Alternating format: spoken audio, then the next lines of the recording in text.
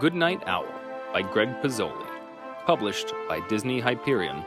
Read by Mr. Crimans.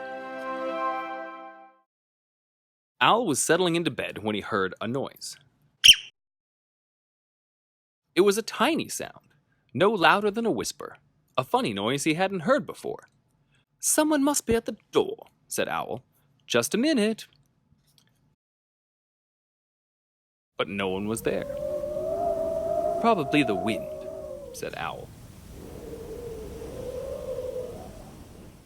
And he lay down in bed and said to himself, "Good night, Owl." Then he heard the noise again. "It's coming from the cupboard," said Owl, so he went to take a look. He emptied every shelf, but there was no noise to be found. So Owl went back to bed. "Good night, Owl," he said. Then he heard the noise.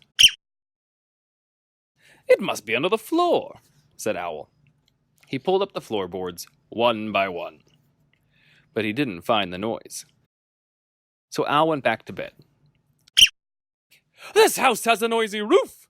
yelled Owl, and he took down the roof. "There," said Owl, "no more noise." Owl got back into bed, the stars and the moon shining down where his roof used to be. "Good night, Owl," he said. But Owl didn't close his eyes. He didn't dare. He knew that any second he would hear the noise.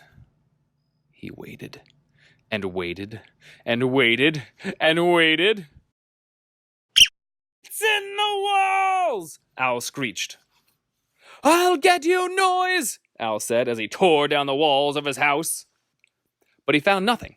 The cupboard was empty, the floorboards were pulled up, the roof was pulled down, and the walls were gone. Owl went back to bed and he said, "Good night, Owl."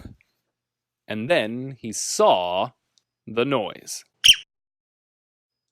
Owl smiled. He said, "Good night, noise."